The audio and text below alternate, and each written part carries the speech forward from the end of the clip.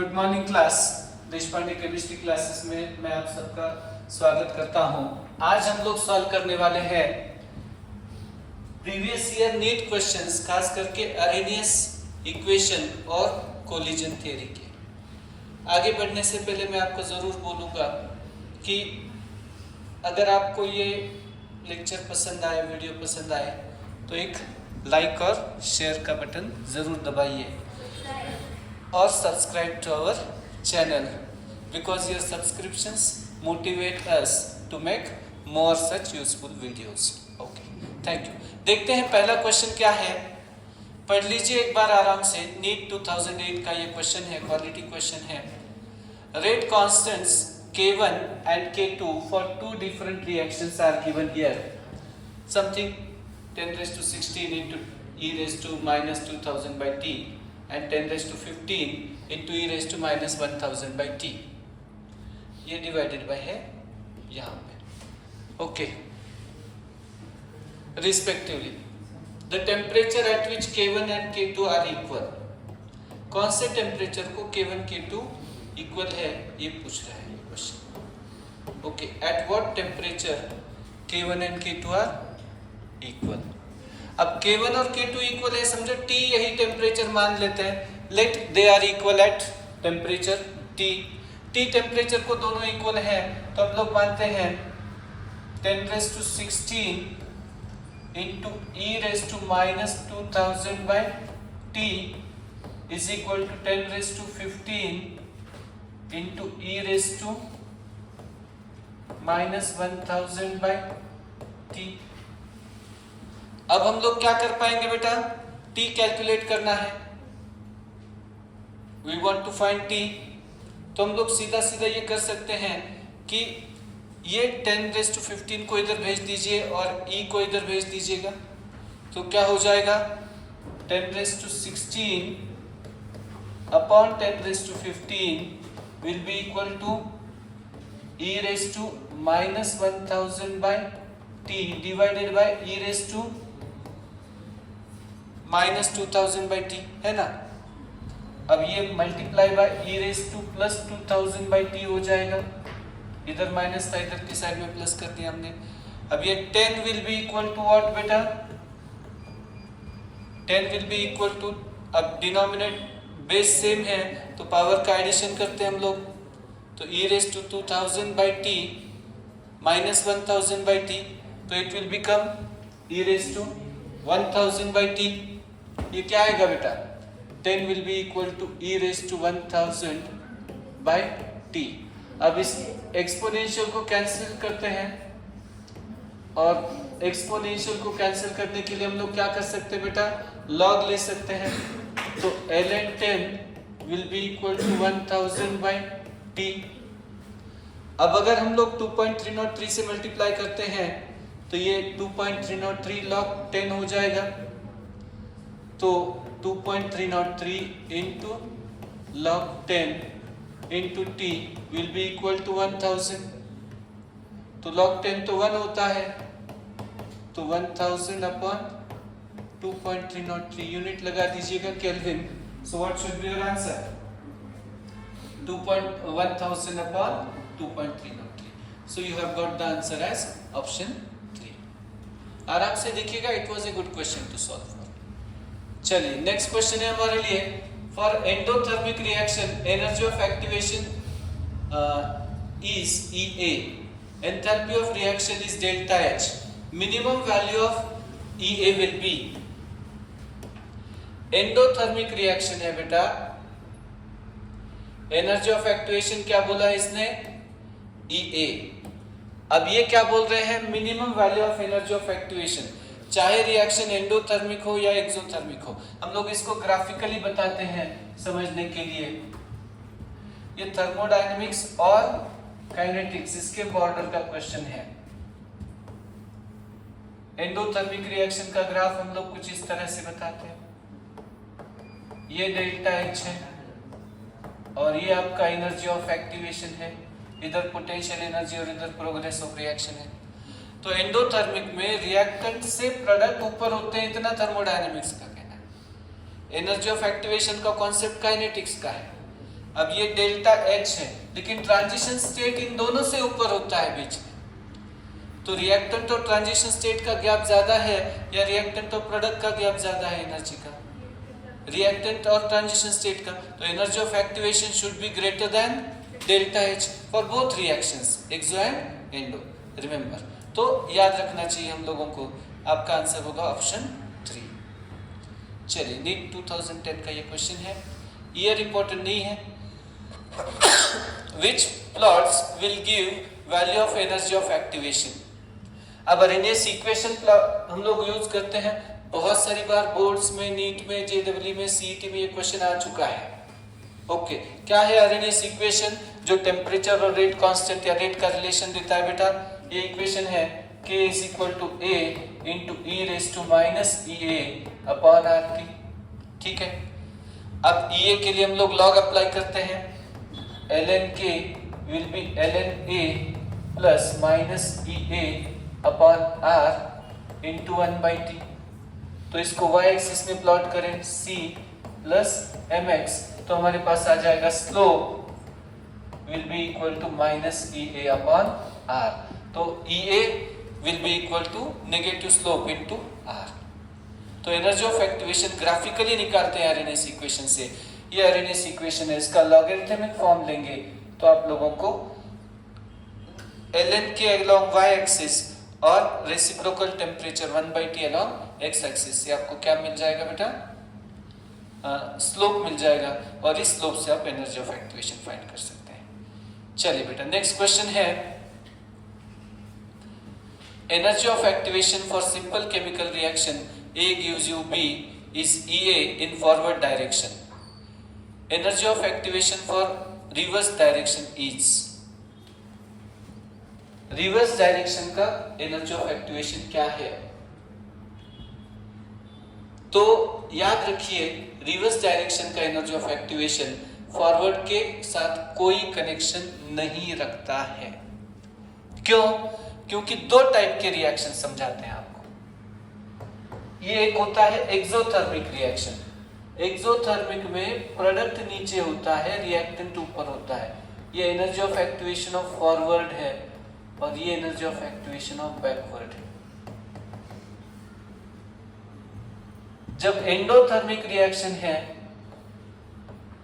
तो reactant reversible के लिए बात चल रही है, ट्रांजिशन स्टेट प्रोडक्ट, ये energy of activation of forward है और ये वाला बैकवर्ड है। जब रिवर्स को कंसीडर करते हैं तो प्रोडक्ट मतलब रिएक्टेंट हो जाता है रिवर्स रिएक्शन। तो हम लोगों को ये सोचने आना चाहिए यहाँ पे कि जब रिएक्शन एक्सोथर्मिक है तो EF माइनस EB होता है। हमने डेल्टा H के फॉर्मूला से भी बताया था थर्मोडायनेमिक्स में इसको। Delta H is equal to क्या बताया था बेटा? EF माइनस EB, और ये नेगेटिव होता है एक्सोथर्मिक में, मतलब EF कम होता है, छोटे नंबर में से बड़ा नंबर सब्ट्रैक्ट करें तो नेगेटिव आता है। अब delta H EF minus EB positive भी हो सकता है, कोई रिएक्शन एंडोथर्मिक भी हो सकता है। तो एंडोथर्मिक रिएक्शन अगर है आपका तो EF बड़ा है, एक्सोथर्मिक है तो EF कम है। तो एनर्जी ऑफ एक्टिवेशन फॉरवर्ड और बैकवर्ड का आ सकता है आपके लिए, आराम से सोचिए इसके लिए। चलिए नेक्स्ट क्वेश्चन के लिए हम लोग चलते हैं, बहुत सारे क्वेश्चन है इसमें। Next question is here, zero order reaction for every 10 degree Celsius rise of temperature rate is doubled. If temperature is increased from 10 degree Celsius to 100 degree Celsius, reaction will become। Her 10 degree को rate double हो जाता है। मैंने आपको दो logic दिए थे। Okay, 10 degree Celsius को समझो आपका रेट x है, तो 20 डिग्री सेल्सियस को क्या हो जाएगा? Double 2x। 30 डिग्री सेल्सियस को क्या हो जाएगा? 4x, इसका डबल। ऐसे करके 40 डिग्री सेल्सियस को 8x। तो आपको 10 से 100 के बीच में 9 बार जाना पड़ेगा, 10-10 के 9 गैप हो जाएंगे, क्योंकि 90 का डिफरेंस है दोनों में, डेल्टा टी। तो 2⁹ टाइम्स हो जाएगा वो, इट विल बिकम 2⁹ टाइम्स। या फिर मैंने बताया था आपको R फाइनल या K final is equal to क्या बताया था, k initial into mu raise to delta T upon 10। अब इनिशियल का के जो भी है K1 इंटू म्यू कितना है आपका 2, क्योंकि टेम्परेचर कोएफिशिएंट डबल है, रेट डबल हो जाता है बोल रहा है क्वेश्चन, इंटू डेल्टा टी आपका 100 माइनस 10 अपॉन 10, 90/10, तो K1 इंटू 2⁹, K1 इंटू 2⁹ मतलब कितना हो जाएगा 512, 2⁻10 इज रिमेंबर 1024, ओके 2⁹ निकालने नहीं आता है तो 2⁴ निकालिए पहले, 2⁴ इज 16 इंटू 2⁵ 32, करिए कैलकुलेशन, 16 टू द 32 क्या आएगा बेटा, कितना आता है, कैलकुलेशन करिए बेटा, 512 टाइम्स आ जाएगा आपका। ओके नेक्स्ट क्वेश्चन के लिए चलते हैं। हर नहीं तो ऐसे चल सकते हैं 2x 4x डबल डबल करते चलिए 100 तक चलिए, हर 10 डिग्री को रेट डबल हो जाता है, ये कहना है इसका। दोनों मेथड से चलता है। Activation energy EA and rate constants K1 and K2 of chemical reaction at two different temperatures are related by equation.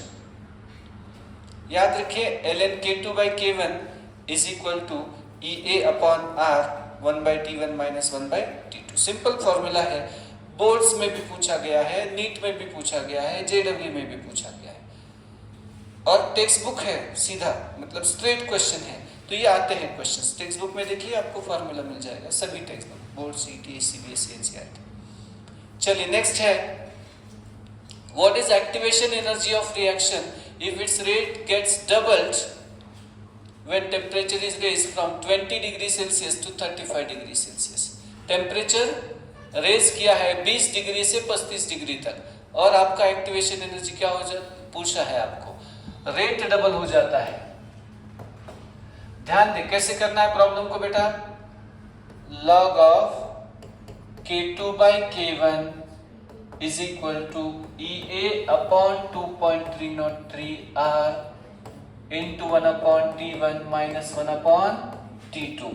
अब रेट डबल हो जाता है, रेट डबल होता है मतलब K2 2 है और K1 1 है, या K2 is equal to twice of K1, तो ये रेशियो कितना आएगा log 2 EA अपॉन 2.303 तो R मैंने बोला था 19.14 आता है, 2.303 तो R कितना 8.314, करके देखिए, रफ में करके रखिए, तो ये 19.14 आ जाएगा इंटू 1 अपॉन T1, केल्विन में रखना है वैल्यू, 293 आ जाएगा, 273 ऐड करने पर 20 में माइनस, अब 273 प्लस 35 कर दीजिए कैलकुलेशन, केल्विन में चाहिए 803, ओके 308 हो जाएगा।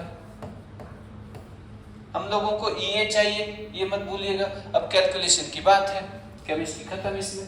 log 2 है 0.3, log 2 कितना आता है 0.3, तो 0.3 will be equal to EA upon 19.14 into क्या है बेटा 308, डिफरेंस तो ओरली कर सकते हैं, 35 माइनस 20 तो ये आता है 15 अपॉन क्या है बेटा 293 इंटू 308। अब ये जो आंसर आएगा आपका, ये कितना आएगा बेटा जूल में आएगा। ऑप्शंस अगर बहुत क्लोज होते तो थोड़ा मतलब हम लोग ज्यादा सोचते, लेकिन ऑप्शन दूर दूर है, 269, 342, 34, और इसीलिए बहुत ज्यादा चिंता की बात नहीं है। Okay, not to worry much, और आप कैलकुलेशन कर लीजिए, बस ये आपके लिए छोड़ता हूं मैं।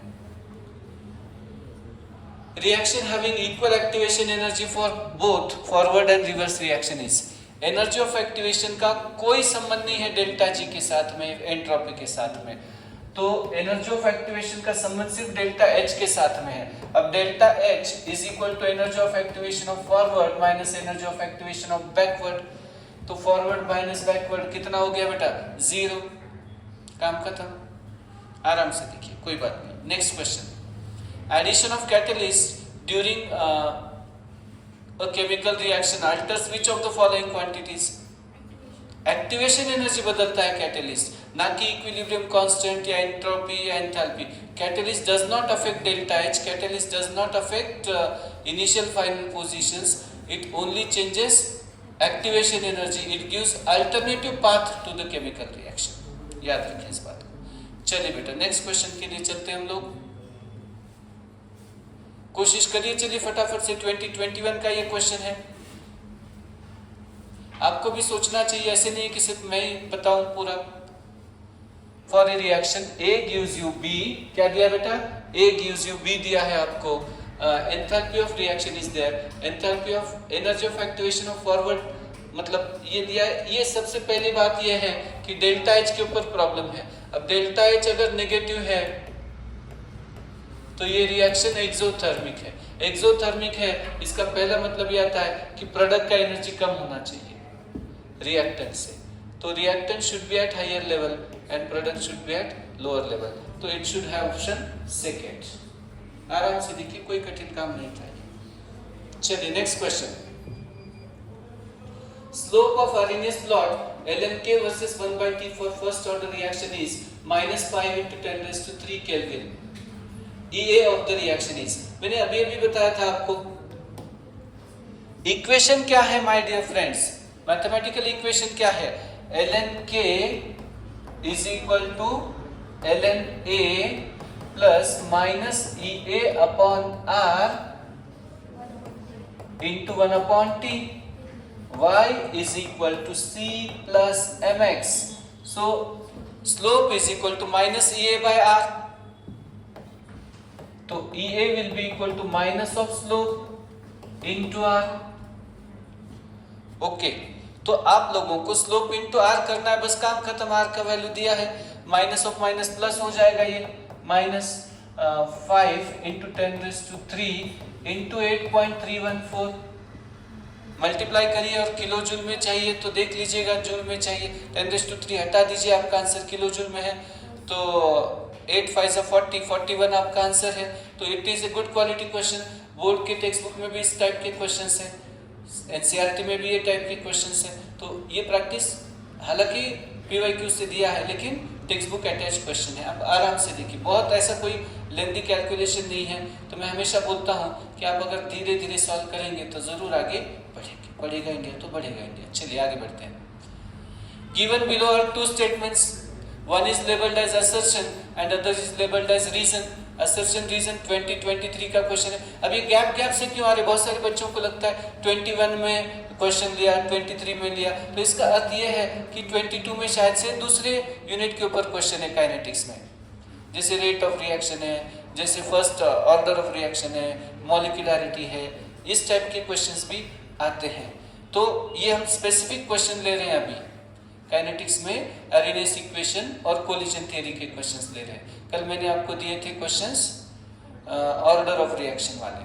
चलिए बेटा, reaction can have zero activation energy. Reason, minimum extra amount of energy absorbed by reactant molecule so that energy becomes equal to threshold energy is called activation energy. Reaction generally does not have zero activation energy. तो ये assertion तो false है। Okay, minimum extra amount of energy absorbed by reactant molecule so that energy becomes equal to threshold value is activation energy, ये reason true है। ये नया जानकारी मिला है, एनर्जी ऑफ एक्टिवेशन जीरो नहीं होता। Energy of activation can not be zero, remember this. Assertion reason बहुत सारे बच्चों को न्यूमेरिकल से डिफिकल्ट लगते हैं, मैंने बहुत सारा प्रैक्टिस दिया है। आप एनसीईआरटी का रीडिंग अच्छा रखो, जहाँ पे because, since, this is due to ऐसे क्वेश्चन आते हैं, स्टेटमेंट आते हैं, वहाँ पे असर्शन रीजन का क्वेश्चन डिफाइन होता है, देख लेना। Activation energy of any chemical reaction can be calculated as 2024 का ये क्वेश्चन है। Rate constant at two different temperature, क्योंकि ऐसा है log of K2 by K1 is equal to EA upon 2.303 R into 1 upon T1 minus 1 by T2। K1 is the rate constant at T1, K2 is the rate constant at T2।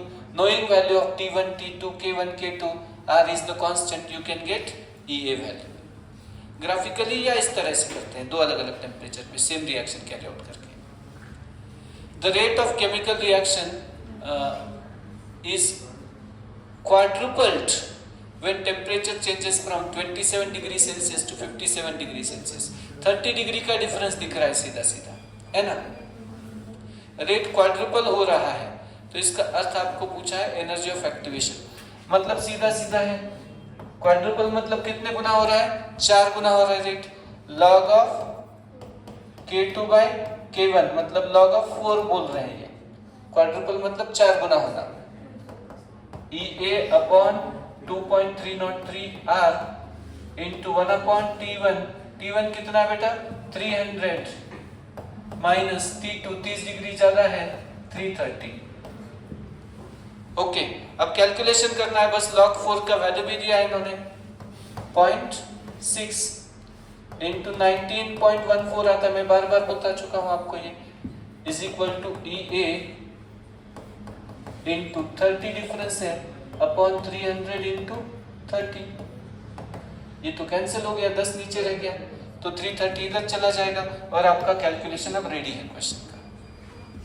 Okay, multiplication करिए, आपका answer बहुत easily आ जाएगा। और अभी जो answer है ये joule में है, 8.314 जूल में होने के कारण आपको क्या करना है, किलो जूल में कन्वर्ट कर लेना है। लेटेस्ट क्वेश्चन है, वैसे बहुत पुराना भी नहीं, नया पुराना ये बात नहीं, जब तक सिलेबस का है तब हर क्वेश्चन करना है।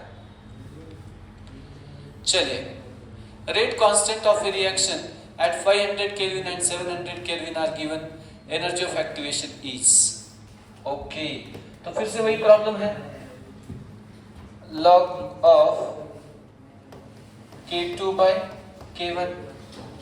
K2 है आपका 0.14, K1 है 0.04, तो 14/4 मतलब 3.5 है, उसका log भी दिया है, is equal to EA upon 2.303 into 1 upon 5R है यहाँ पे 500 minus 1 upon 700, 1/T1 minus 1/T2। Get it done. अब log 3.5 का वैल्यू आपको 0.5441 दिया है into 19.14 into 500 into 700 divided by 200, this will be equal to EA। Calculation करिए, बस आपका काम हो गया है। ओके, चलिए और आगे बढ़ते हैं। Which of the following plot represents variation of natural log of K versus 1/T according to Arrhenius equation? तो बिल्कुल आसान है, नेगेटिव स्लोप आता है, मैंने बताया है आपको। Okay, ln K is equal to ln A natural log of A plus minus EA upon R into 1/T। Energy of activation zero भी नहीं होता है, नेगेटिव भी नहीं होता है, तो energy of activation is never zero, it is never negative. अगर एनर्जी ऑफ एक्टिवेशन जीरो नहीं है, नेगेटिव नहीं है, तो हमारा स्लोप नेगेटिव है बस। और नेगेटिव स्लोप मतलब ये टाइप का ग्राफ आता है, आपको समझ में आना चाहिए इतना रेसिप्रोकल टेम्परेचर के साथ। आंसर ऑप्शन 3 होगा। चलिए नेक्स्ट क्वेश्चन है, a large increase in the rate of reaction for rising temperature is due to। Temperature बढ़ता है तो क्या होता है, मैंने बार बार बताया आपको बेसिक में कि Ne/Nt बढ़ता है, एनर्जेटिक कोलिजन बढ़ते हैं। ऐसे मॉलिक्यूल जिनके पास थ्रेशोल्ड एनर्जी है, एनर्जी EA या मोर है, ये बढ़ते हैं। Fraction of molecules with energy sufficient energy increase होता है, तो एक्टिवेटेड मॉलिक्यूल बढ़ते हैं। Fraction of molecules colliding with energy EA sufficient energy increases।